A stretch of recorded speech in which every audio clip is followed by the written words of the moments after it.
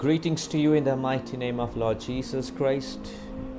मैं यीशु मसीह के नाम से आप सबका स्वागत करता हूँ. Hallelujah, praise the Lord. आज के दिन देने के लिए मैं परमेश्वर का धन्यवाद करता हूँ और आपका धन्यवाद कि आप लोग फिर से इस सप्ताह में हमारे साथ जुड़ रहे हैं. Praise Lord brother Raunak, praise Lord brother Vibhuti, praise God. Hallelujah, hallelujah, hallelujah.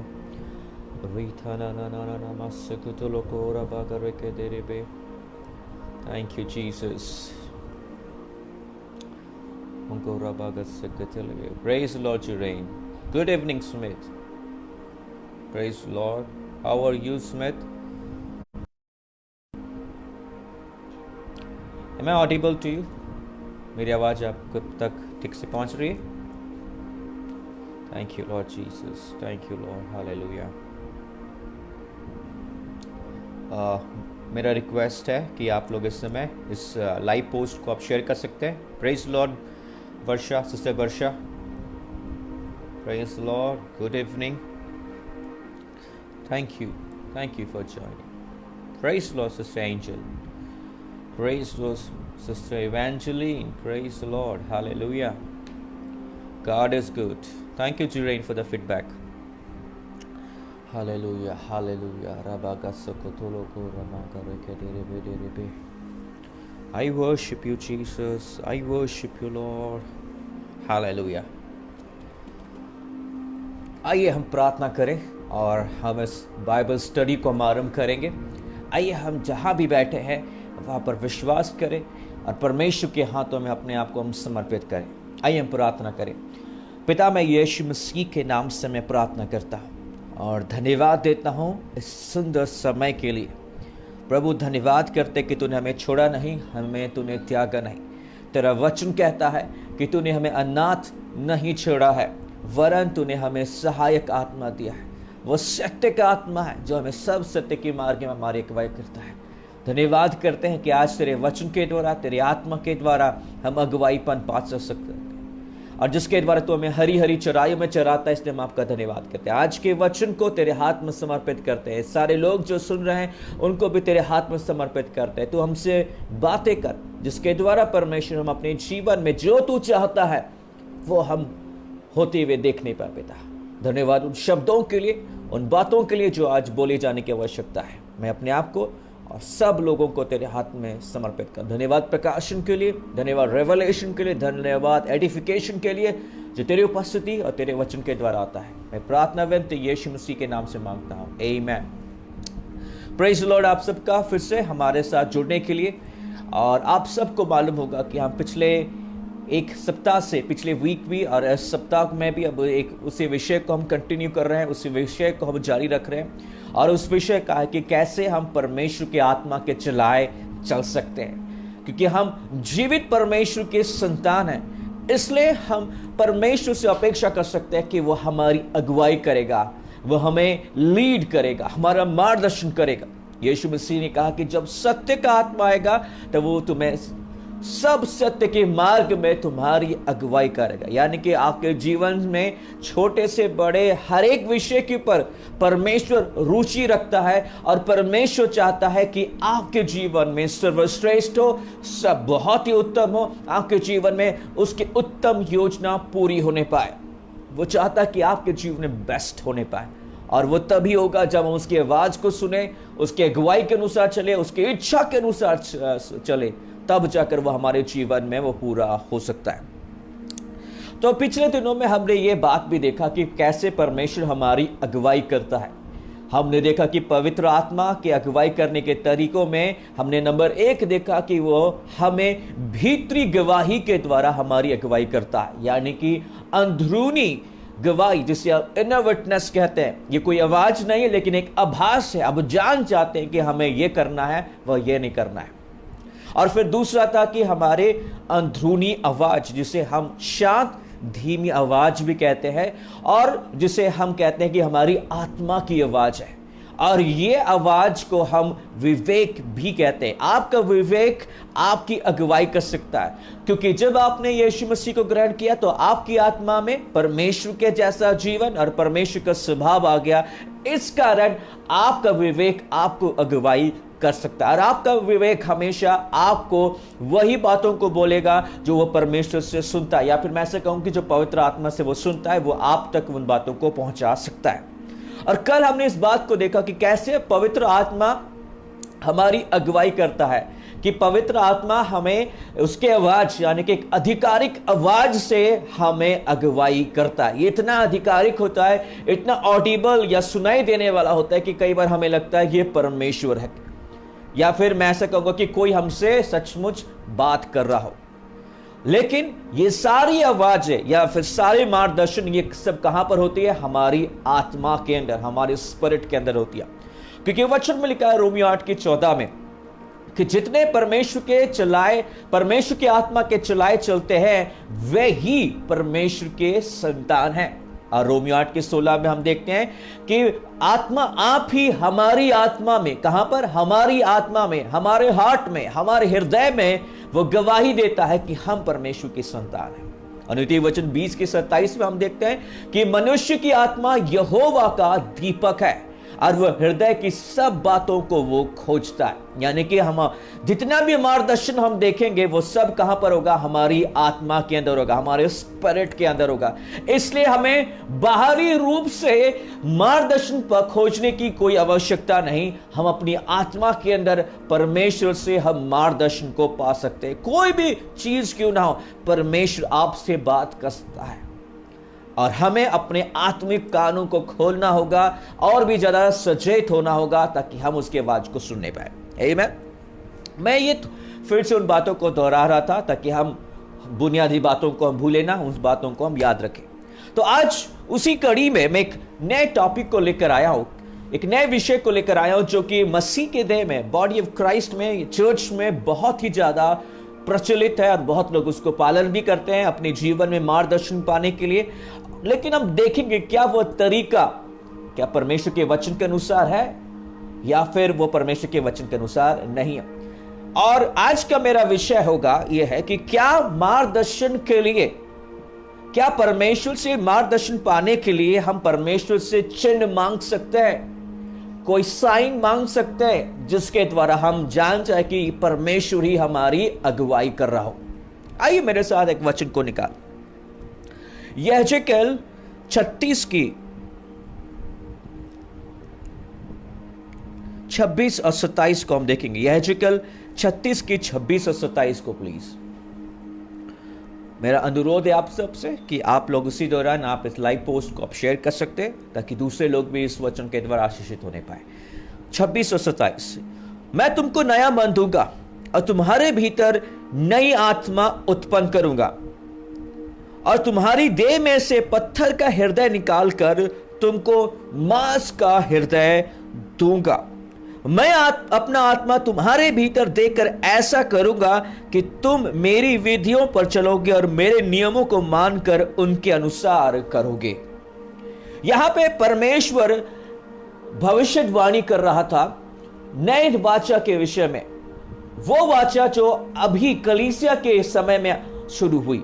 या कि मैं ऐसा कहूंगा कि यीशु मसीह के मारे जाने, गाड़े जाने और जिलाए जाने के बाद वह आरंभ हुआ। और ये वाचा के विषय में परमेश्वर कह रहा कि जब लोग यीशु को ग्रहण करेंगे तब मैं क्या करूंगा, उनकी आत्मा को बदल दूंगा।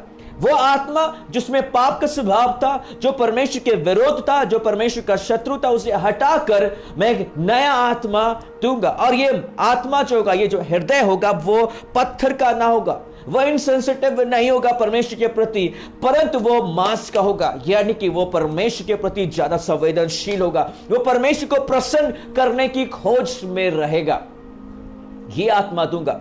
और उसने कहा कि मैं अपना आत्मा उसमें दूंगा और मैं अपनी उसके लिए कहा कि मैं अपना आत्मा तुम्हारे भीतर देकर ऐसा करूंगा कि मेरी विधियों पर चलोगे और मेरे नियमों को मानकर उसके अनुसार चलोगे। यानी कि जितना भी मार्गदर्शन हमारे जीवन में चाहिए उसको पाने के लिए हमें बाहरी रूप या बाहरी मदद की जरूरत नहीं। वो सारा मदद, वो सारी हेल्प वह हमारी आत्मा में ऑलरेडी उपलब्ध है, क्योंकि हमारी आत्मा नई हो गई है और हमारे आत्मा के अंदर उसने अपना आत्मा समवाया है।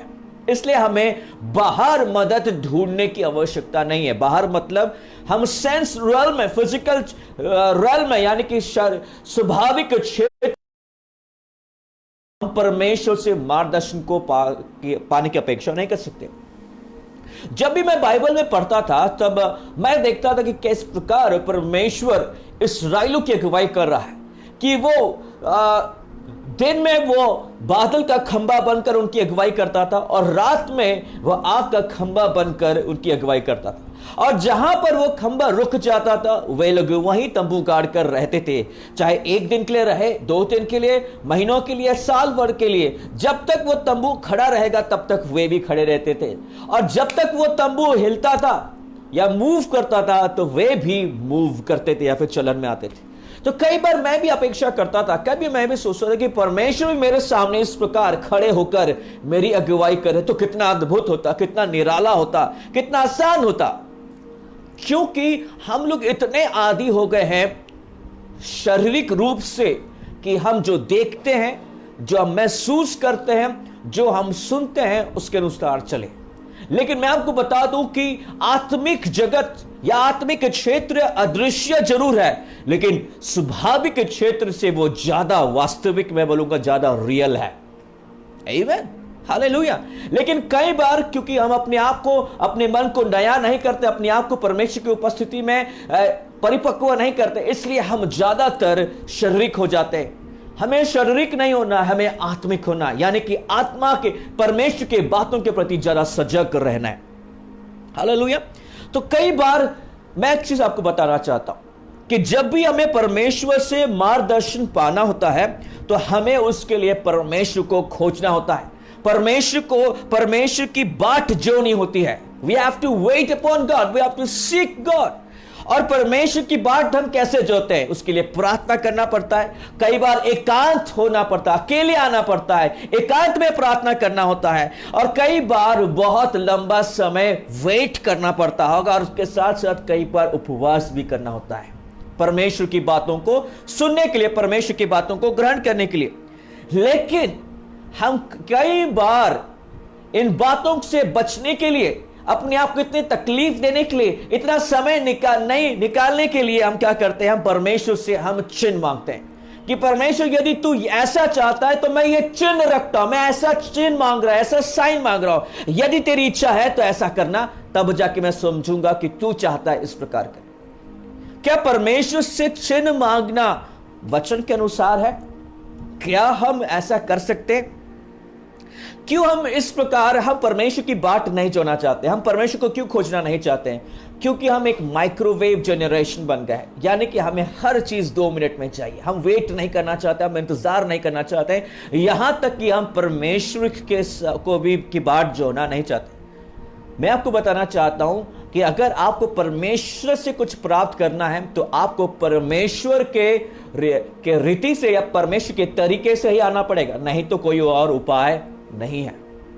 मैं एक एग्जांपल आपको देना चाहता हूं कि एक बार एक पास्टर अपनी कलीसिया में उन्नति चाहता था, अपनी कलीसिया की उन्नति करना चाहता था। इसलिए वो क्या करता था, हर एक नए कलीसिया में वो जाता था, जिस किसी कलीसिया के बारे में सोचता था कि वो कलीसिया उन्नति कर रही है, उसमें लोग बढ़ रहे हैं और बहुत अच्छा काम कर रहे हैं, वो सेवकाई बहुत उन्नति कर रही है, तो उस सेवकाई के पास जाता था, उनके पास पूछता था कि आपने ऐसा क्या किया कि आपकी कलीसिया में जो है उन्नति होने लगा। और फिर जाकर वही तरीका वो अपने चर्च के ऊपर लागू करता था, लेकिन वो अनसक्सेसफुल हो जाता था, वो असफल हो जाता था। फिर किसी और कलीसिया के बारे में सुनता था कि कैसे उस कलीसिया में बढ़ोतरी हो रही है, उन्नति हो रही है, तो उस कलीसिया के पास चले जाता था और उनसे पूछता था कि आपने ऐसा क्या किया जिसकी वजह से आपकी कलीसिया में उन्नति होने लगी। फिर वही उन्हीं बातों को अपनी कलीसिया में वो लागू करने की कोशिश करता था, लेकिन हमेशा वो असफल होता था। फिर एक प्रभु के दास के पास वो गया और उसने उनसे पूछा कि मैं अपनी कलीसिया की उन्नति के लिए ऐसा क्या करूं, या फिर मैं अपने सेवकाई में ऐसा क्या बदलाव लेकर आऊं जिससे मैं उन्नति पाने पाऊं। तो उस प्रभु के दास ने कहा कि यदि आप अपनी कलीसिया की उन्नति चाहते हैं तो आप घुटने में आना होगा, आपको परमेश्वर से पूछना होगा, क्योंकि परमेश्वर के लिए, आपकी कलीसिया के लिए जो योजना है वो अलग है किसी और कलीसिया के लिए, क्योंकि वचन में कहता है कि जिस घर को यहोवा ना बनाए तो बनाने वाले का परिश्रम व्यर्थ है। यदि आप परमेश्वर के योजना के अनुसार या परमेश्वर के ब्लूप्रिंट के अनुसार आप अपने जीवन में नहीं करेंगे तो आप कितने भी चीजों को अप्लाई कर ले, आपके लिए कुछ भी नहीं होगा। तो उस प्रभु के दास, उस पास्टर को उस प्रभु के दास ने कहा कि आप परमेश्वर से ढूंढिए, आप उपवास करिए, प्रार्थना में बैठिए, परमेश्वर को ढूंढिए, पूछिए कि क्या करना चाहिए जिसके लिए मेरी कलीसिया उन्नति कर सकती है। तो उस पास्टर ने कहा कि ब्रदर, मेरे पास इतना समय नहीं है कि मैं प्रार्थना में बैठ नहीं पाऊं। तो उस प्रभु के दास ने कहा, यदि आपके पास परमेश्वर के लिए समय नहीं है तो आप ये भी भूल जाइए कि परमेश्वर के पास आपके लिए समय होगा, आपको बचाने के लिए या फिर आपको हेल्प करने के लिए। यदि आप परमेश्वर के निकट नहीं आएंगे तो वो आपके निकट नहीं आएगा। वचन में लिखा कि आप उसके लिए एक कदम उठाइए, बाकी 99 कदम वो आपके लिए उठाएगा। लेकिन हम उस एक कदम उठाने के लिए भी राजी नहीं होते, क्योंकि हमें तुरंत चाहिए, हमें तुरंत तुरंत तुरंत तुरंत हमें तुरंत वाली जो है आदत से, तुरंत वाले आदत से जो है निकलकर धीरज धरने वाली आदत को भी डालना होगा। और धीरज भी आत्मा का एक फल है। आमीन, हालेलुया। तो इन चीजों से बचने के लिए हम क्या करते हैं? हम परमेश्वर से चिन्ह मांगते हैं। हम इस प्रकार प्रार्थना करते हैं, इस प्रकार प्रार्थना करते हैं कि प्रभु, यदि तेरी इच्छा यह है तो तू मेरे लिए यह कर दे। यदि तू चाहता है कि मैं ऐसा करूं तो मेरे लिए ऐसा हो जाने दे। परमेश्वर उस द्वार को बंद कर दे और ये इस द्वार को खोल दे, तब मैं जानूंगा कि परमेश्वर तेरी इच्छा ये है। लेकिन आपको मालूम है कि अगर आप परमेश्वर से ऐसा प्रार्थना करेंगे कि परमेश्वर मेरे लिए ये द्वार बंद कर दे, ये द्वार खोल दे, तो शैतान भी आपके लिए द्वार बंद कर सकता है, आपके लिए द्वार खोल सकता है, क्योंकि शैतान इस संसार में है। और वचन कहता है कि शैतान इस संसार का ईश्वर है। इसका मतलब यह है कि वो स्वाभाविक क्षेत्र में वो फेर बदल कर सकता है। इसलिए यह हमारे लिए अनसेफ है कि हम परमेश्वर से चिन्ह मांगे, परमेश्वर से बोले कि परमेश्वर अगर ऐसा हो जाए तो मैं सोचूंगा कि तेरी इच्छा मेरे लिए ऐसा है। मैं एक उदाहरण बताना चाहता हूं, मैं थोड़ा क्लियर हो जाऊं आपके लिए। कई बार बहुत लोग शादी के लिए इस प्रकार प्रार्थना करते हैं कि अगर वो कोई लड़की उनके पसंद हो, उनसे वो शादी करना चाहते हैं, तो परमेश्वर से इस प्रकार चिन्ह मांगते कि परमेश्वर, यदि वो बहन या फिर वो सिस्टर या फिर वो लड़की आज हरे रंग के साड़ी में आ जाए तो मैं ये जान लूंगा कि तेरी इच्छा यही है कि वो मेरे लिए है, मैं उससे शादी कर लूं। और हो सकता है कि वो ग्रीन रंग की साड़ी पहन के आ भी जाए, क्योंकि उसके पास और कोई रंग का साड़ी था ही नहीं, इसलिए उसे मजबूरन जो है वही रंग का पहनना पड़े। इसलिए हम इसके ऊपर भरोसा नहीं कर सकते कि परमेश्वर जो हमें इस प्रकार अगुवाई करेगा। अब यदि भी ऐसा है कि प्रभु, यदि तू चाहता है कि मैं उस काम को करूं, या फिर यदि तू चाहता है कि उस शहर में जाओ, तो हरे कि जो मेरा पड़ोसी है वही आए और अपना घर का द्वार खोले, तो मैं जान जाऊंगा कि ये परमेश्वर तेरी इच्छा है। आपको ये फुलिश लग रहा होगा, लोग ऐसे ही करते हैं। हो सकता है कि जो उस व्यक्ति के पास संयोग से हो सकता है कि वो व्यक्ति अपने दरवाजे को खोला होगा और वो आ गया होगा, इसमें परमेश्वर का कोई इन्वॉल्वमेंट नहीं रहा होगा। लेकिन मैं आपको बता दूं, ये हमारे लिए अनसेफ होगा, क्योंकि शैतान भी उसमें शामिल हो सकता है। क्योंकि परमेश्वर आत्मिक रूप से हमारी अगुवाई करना चाहता है, शारीरिक रूप से नहीं। लेकिन अगर हम शारीरिक रूप से अगुवाई पाना चाहते तो उस क्षेत्र में हम शैतान को भी मौका देते हैं। और शैतान भरमाने में बहुत ही होशियार है। उसे मनुष्य जाति को भरमाने का 6000 साल का एक्सपीरियंस है मेरे प्रियो। वचन में लिखा कि हम उसके युक्तियों से हम अनजान नहीं हैं। उसके युक्तियां क्या है? बहकाना है, भरमाना है। इस प्रकार आपको वो भरमा देगा कि आपको लगेगा कि नहीं, मैं सही चल रहा हूं। और भरमाए गए व्यक्ति की निशानी यह है कि उसे मालूम नहीं होता है कि वो भरमाया गया है। आमीन। इसलिए परमेश्वर नहीं चाहता कि हम चिन्ह मांगकर या फिर महसूस करके हम अगुवाई करें, हमारी वो अगुवाई करें। परमेश्वर के पास उससे बेहतर योजना है। परमेश्वर के पास इससे बेहतर योजना है कि हम जो है तुक्का मारकर, यार कि अनुमान लगाकर कि ऐसा करेंगे तो ठीक होगा, अगर नहीं हुआ तो कोई बात नहीं, इस पे भी बढ़िया तरीका हमें देना चाहता है। वो कैसे? वो हमारी आत्मा में भीतरी गवाही के द्वारा वो हमारी अगुवाई करना चाहता है। क्योंकि नया नियम है, इस प्रकार लिखा है रोमियो 8:14 में कि जितने चिन्ह के चलाए चलते हैं, चिन्ह मांग कर चलाए चलते हैं, वही परमेश्वर के पुत्र है। क्या आपके बाइबल में इस प्रकार लिखा है? किस प्रकार लिखा है? कि जितने परमेश्वर की आत्मा के चलाए चलते हैं, वे ही परमेश्वर के पुत्र है। आमीन, हालेलुया। हो सकता है कि आप में से कोई कहे कि ब्रदर, हम तो पुराने नियम में हम देखते हैं कि गिदोन ने भी तो परमेश्वर से चिन्ह मांगा था। बाइबल में देखते हैं कि नए नियम में जब चेलों को जो है यहूदा इस्करियोती के जगह पे एक और प्रेरित को जो है भरना था, उसके स्थान लेना था, तो उन्होंने भी एक चिट्ठा निकाला।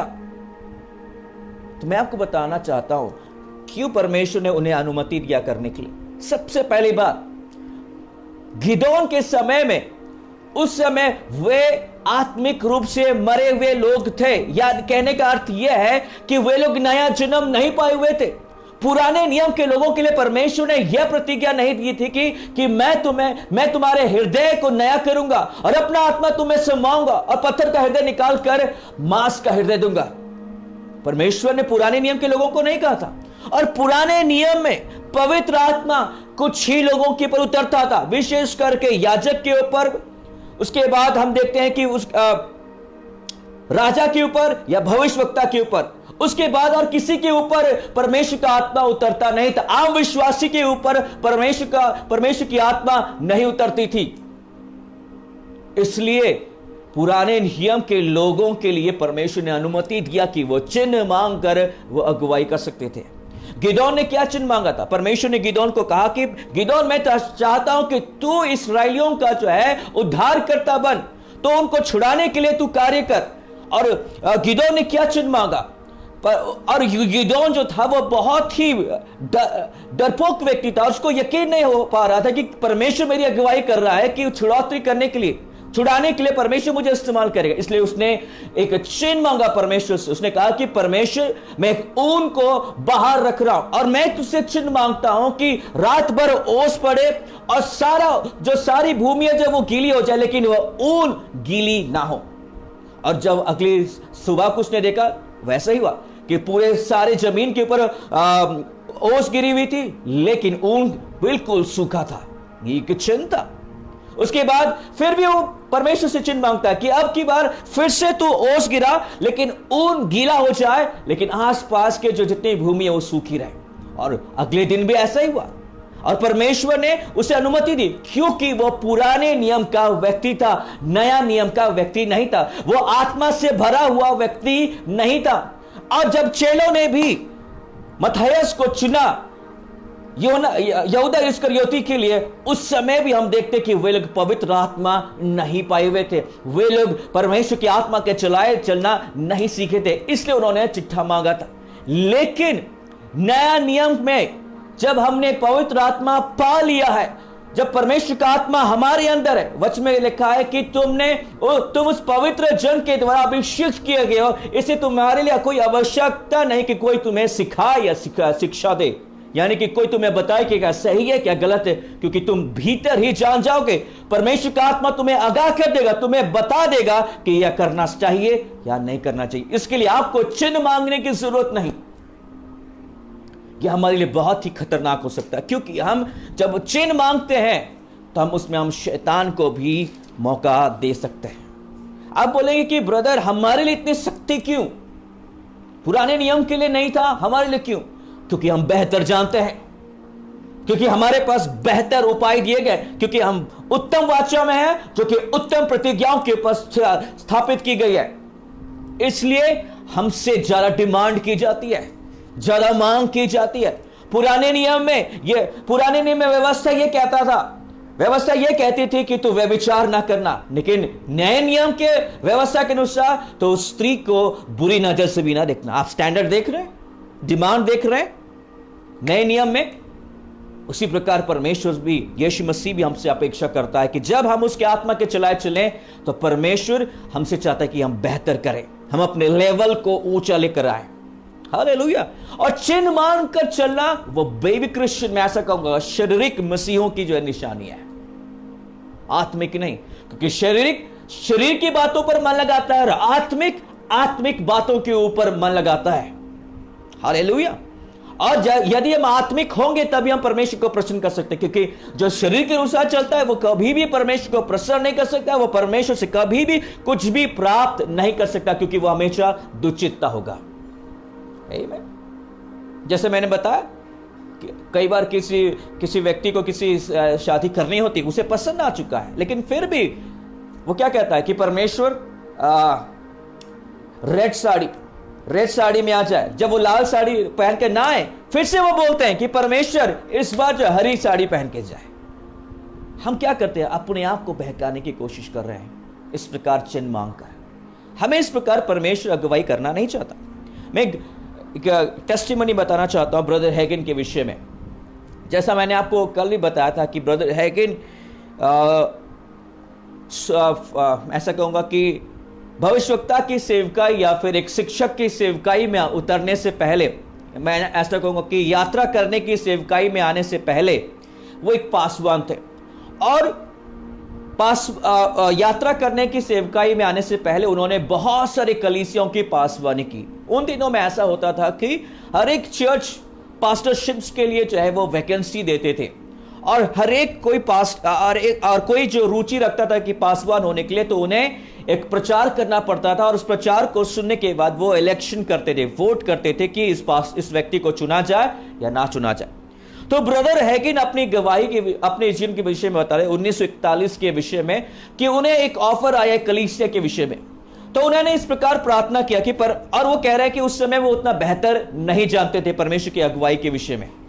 तो उन्होंने परमेश्वर से ऐसा कहा कि परमेश्वर, मुझे मालूम नहीं कि मुझे वो कलीसिया लेनी चाहिए या नहीं लेनी चाहिए, लेकिन मैं आपके सामने एक चिन्ह मांगता हूं, एक चिन्ह रखता हूं कि यदि उस कलीसिया में 100% वोट मुझे मिले कि मैं उनका अगला पासवान होगा, तो मैं सोचूंगा कि यह तेरी इच्छा है कि मैं उस कलीसिया का पासवान हूं। उन्होंने इस प्रकार का चिन्ह रखा, और फिर बाद में ऐसा चिन्ह रखने के बाद वो उस जगह में प्रचार करने के लिए गए, इलेक्शन हुआ, और सब लोगों ने उन्हें वोट दिया, 100% उन्हें वोट मिला कि अगला पासवान वो बने। और ब्रदर हैगिन कहते हैं कि जब मैंने ऐसा परमेश्वर से चिन्ह मांगा था, तो मैं भी चूक गया परमेश्वर से, वे लोग भी चूक गए, और हम लोग परमेश्वर की सिद्ध इच्छा से बाहर आ गए। परमेश्वर की परफेक्ट योजना नहीं थी। हां, परमेश्वर ने योजना उन्हें अनुमति तो दी, लेकिन ये परमेश्वर की सिद्ध योजना नहीं थी, उनके लिए वो बेस्ट प्लान नहीं था।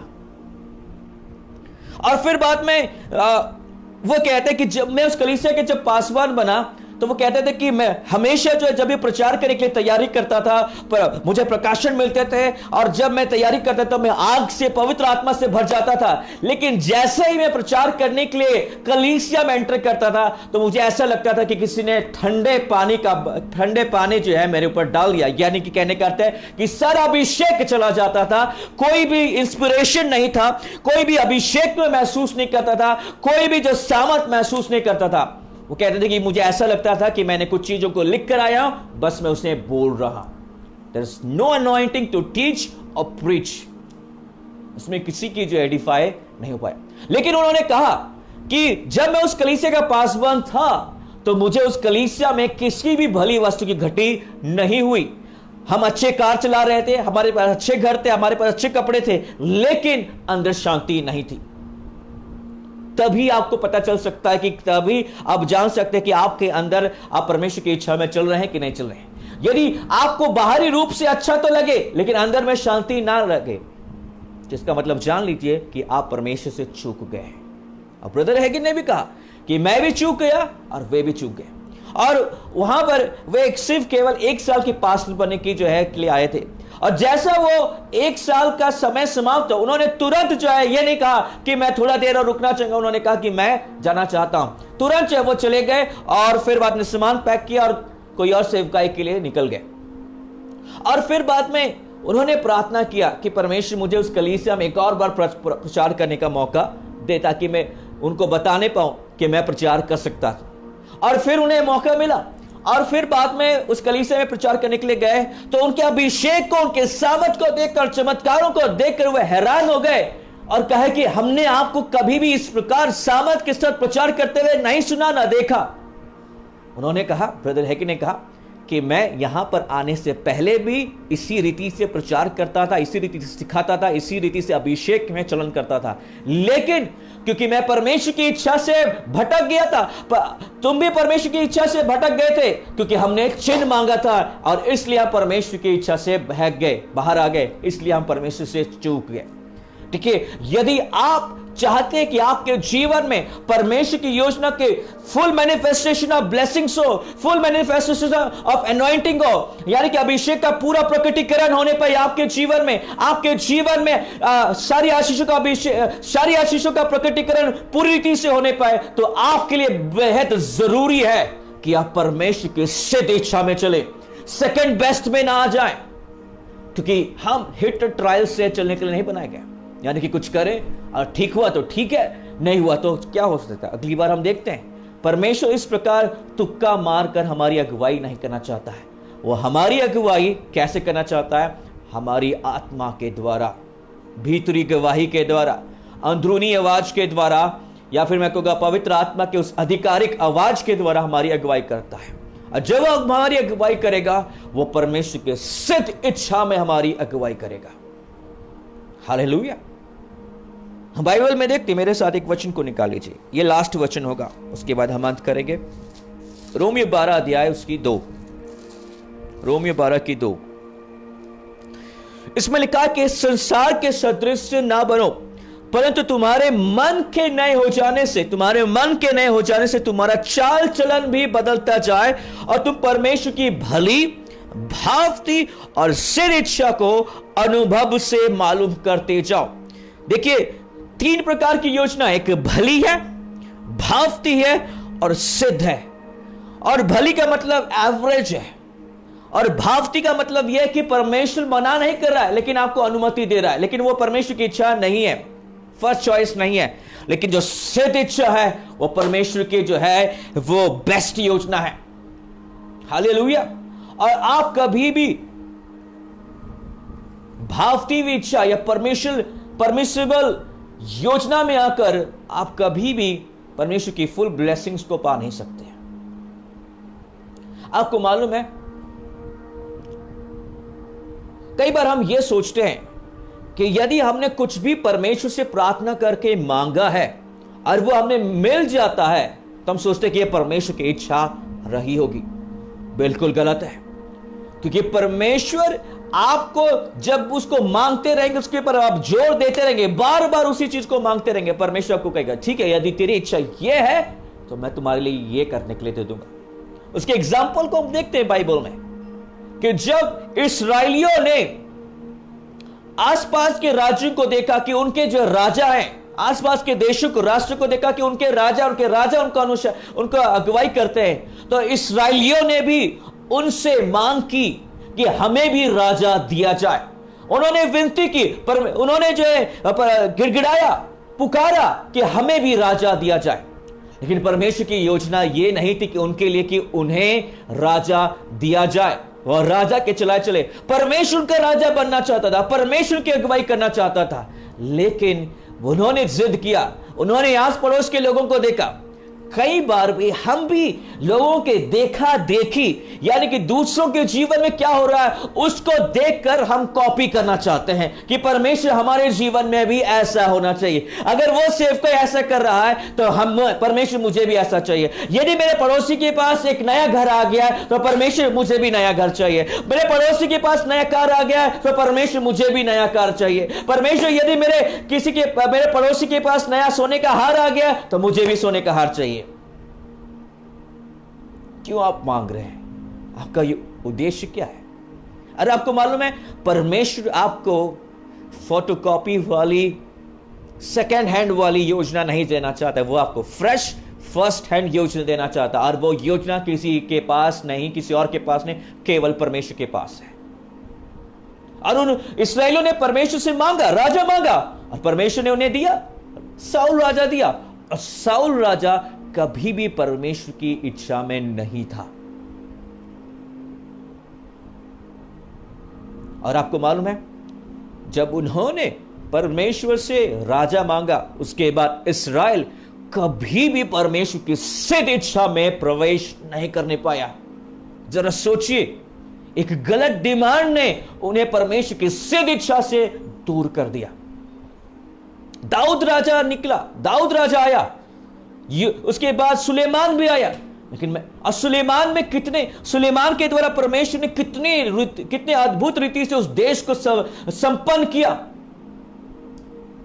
उसे उन्नतशील किया, धनवान बनाया। लेकिन फिर भी साउल ना परमेश्वर की सिद्ध इच्छा थी, ना दाऊद से सिद्ध इच्छा थी, ना सुलेमान सिद्ध इच्छा थी। और बाद में देखते हैं कि वो धीरे धीरे वो नीचे गिरते गए, कभी ऊपर उठे नहीं। क्यों? क्योंकि वो परमेश्वर की सिद्ध इच्छा में कभी भी थे ही नहीं। अगर होते तो मैं सोच रहा हूं कि कितना अद्भुत होता। वाह! मैं एक टेस्टिमनी आपको शेयर करना चाहता हूं। एक बहन जो कि बहुत ही बढ़िया विश्वासी थी, बहुत ही अभिषिक्त, आराधना जब वो करती थी अद्भुत रीति से परमेश्वर चलन करता था, बहुत अच्छे से वो इंस्ट्रूमेंट को भी बजाती थी। लेकिन वो किसी व्यक्ति से प्यार करती थी और उससे शादी भी करने जा रही थी, और वो व्यक्ति वो मसीही नहीं था, वो अविश्वासी था। वो कलीसिया तो आता था, कभी कभी आता था, लेकिन उसके चाल चलन को देखकर आप अंदाजा लगा सकते थे कि वो मसीही नहीं था या फिर विश्वासी नहीं था। देखिए, मैं एक चीज बताना चाहता, आप चर्च आते हैं इसका मतलब यह नहीं कि आप मसीही हैं। अब ऑनलाइन भी प्रचार सुन रहे हैं, इसका मतलब यह नहीं कि आप मसीही हैं या प्रभु को जीवन दिया है। यदि आपने अपना जीवन यीशु मसीह को दिया है, यदि आपने यीशु को अपना उद्धारकर्ता प्रभु जानकर अंगीकार किया है, तब आप मसीह व्यक्ति बनते हैं। आपके पिता मसीह थे तो उसका अर्थ यह नहीं कि आप भी मसीही होंगे। यह कोई जायदाद नहीं है जो हमें पुरखों से मिलती है, नहीं, ये हम अपने आप अपने लिए प्राप्त करते हैं। कैसे? जब हम यीशु मसीह पर विश्वास करते हैं। ये वो आपका व्यक्तिगत उद्धार है, पारिवारिक नहीं या पीढ़ी दर पीढ़ी नहीं। हां, अगर आप पूरा परिवार यीशु को ग्रहण कर ले तो पूरा परिवार का प्रभु यीशु होगा। अगर पूरी पीढ़ी जो है यीशु मसीह को ग्रहण कर ले तब वो पूरी पीढ़ी यीशु मसीह के, लेकिन व्यक्तिगत डिसीजन लेना होता है। तो वो व्यक्ति जो है वो कलीसिया आने का ढोंग करता था, लेकिन वो बिल्कुल भी विश्वासी नहीं था। और एक दिन वो चर्च होल नाइट प्रार्थना कर रही थी और परमेश्वर की आत्मा के द्वारा प्रभु के दास वहां पर थे। उन्होंने कहा कि हमें ऐसा लगता है कि वो व्यक्ति तुम्हारे लिए ठीक नहीं होगा। और उस बहन ने भी इस बात को माना कि हां, मुझे लगता है कि परमेश्वर मुझे कह रहा है कि मुझे उस लड़के से शादी नहीं करना चाहिए। और उसने सबसे कह लिया कि मैं उससे जो रिश्ता तोड़ दूंगी और उसके साथ और कोई भी नाता नहीं रहेगा, और मैं वही करूंगी जो परमेश्वर मुझसे चाहता है। लेकिन 6 महीने के बाद क्या पता चलता है कि उसने उसी लड़के से शादी कर ली है। क्यों? क्योंकि वो बार बार परमेश्वर से पूछती थी कि परमेश्वर, क्या मैं उस लड़के से शादी कर लूं? क्या तेरी यही इच्छा है कि मैं उससे दूर हो जाऊं? क्या तू चाहता है कि मैं उसके साथ शादी कर लूं? उसने क्या किया? बार बार परमेश्वर को कहा। फिर परमेश्वर ने कहा, यदि तू ऐसा चाहती है तो ठीक है, यू गो अहेड, आप तुम कर सकते हो। जब कोई व्यक्ति आपको ऐसा कहे कि यदि तू ऐसा चाहता है और आगे बढ़, तो इसका मतलब यह है कि उस व्यक्ति की इच्छा नहीं है, वो आपको अनुमति दे रहा है। आपने खुद अपने माता पिता के साथ किया होगा, आपने अपने माता के पिता के ऊपर बहुत प्रेशर दिया होगा, जिद किया होगा, रोटी नहीं खाया, खाना नहीं खाया, स्कूल नहीं गए, जिद पकड़ लिए, लेकिन बाद में उन्होंने आपकी मांग को पूरा किया। उनकी इच्छा नहीं थी, लेकिन उन्होंने आपके डिमांड को क्या किया? पूरा किया। कई बार हम भी परमेश्वर के साथ ऐसा करते हैं। और फिर बाद में उस बहन ने भी उस लड़के से क्या कर ली? शादी कर ली। मैं एक बात बताना चाहता, यदि परमेश्वर ने आपके लिए कुछ करने को कहा है, परमेश्वर ने आपको कुछ करने को कहा है और आप ऑलरेडी कंफर्म है कि दिस इज फ्रॉम गॉड, तो उसके लिए आप प्रार्थना मत करिए, आगे बढ़िए और उसे कदम उठाइए, करिए, इंतजार मत करिए। डोंट वेट कि परमेश्वर कुछ और कंफर्मेशन देगा, आगे बढ़िए, उसे करे, क्योंकि परमेश्वर सुनने वालों के ऊपर आशीष नहीं देता, करने वालों के ऊपर। आमीन। हालेलुया। और उसके बाद उस बहन की जो है, उसके बाद उसने शादी कर ली उस लड़के से। उसके बाद पता चला कि उस बहन की हालत बहुत खराब है, क्योंकि उसका पति उससे इतना ईर्ष्या रखने लगा, क्योंकि वह बहुत सुंदर थी, बहुत अच्छा गाना गाती थी, और उसकी सुंदरता से, उसके टैलेंट से उसे ईर्ष्या होने लगी। उसने कहा कि तू मेरे साथ ही हमेशा जाएगी, मेरे साथ ही हमेशा रहेगी, अकेले कहीं नहीं जाएगी। उसे लॉक करके रखता था। और फिर बाद में वो इतना ईर्ष्या रखने लगा उससे कि उसने उसके कीबोर्ड को तोड़ दिया, उसके गिटार को भी तोड़ दिया। उसने चाहा कि नहीं, मैं किसी भी रीति से नहीं चाहता कि तू आकर्षक हो, और उसे घर में जेल की तरह रखा। उसकी हालत बहुत बुरी हो गई। और फिर किसी औरत को उसने चिट्ठी लिख के भेजा, कहा कि मुझे प्लीज बचाइए, क्योंकि मेरी हालत ऐसे हो गई है। और फिर बाद में उसके पास्टर ने कहा कि मैंने पहले ही कहा था कि अगर वो परमेश्वर की इच्छा मान जाती तो आज वो इस स्थान में नहीं होती। आज हम जहां कहीं भी हैं, ये हमारे डिसीजन के वजह से है। इसमें परमेश्वर का कोई दोष नहीं है।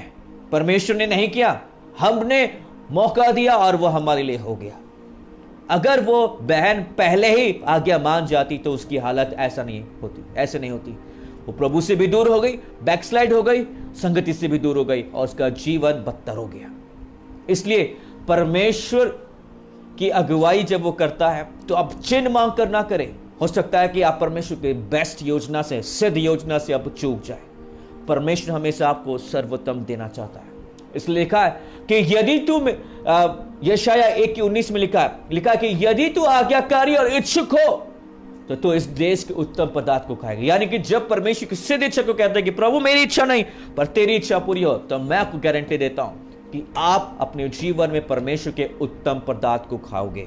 यानी कि आपके जीवन में परमेश्वर आपके लिए सर्वश्रेष्ठ, आपके लिए प्रयोजन करेगा। और ये मेरी प्रतिज्ञा नहीं, परमेश्वर की प्रतिज्ञा है। हालेलुया। प्रभु आपको आशीष दे इस वचन के द्वारा।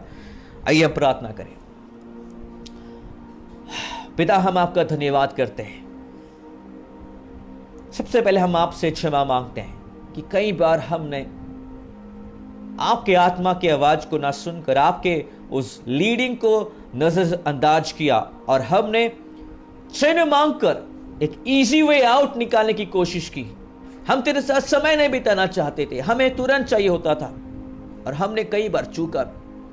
प्रभु हमें तू क्षमा कर उन गलतियों के लिए। और हम प्रार्थना करते हैं कि अगली बार से हम बेहतर रीति से करने पाए। पहले मैं बेहतर नहीं जानता था, अब मैं बेहतर जान गया हूं। इसमें तू मेरी सहायता कर।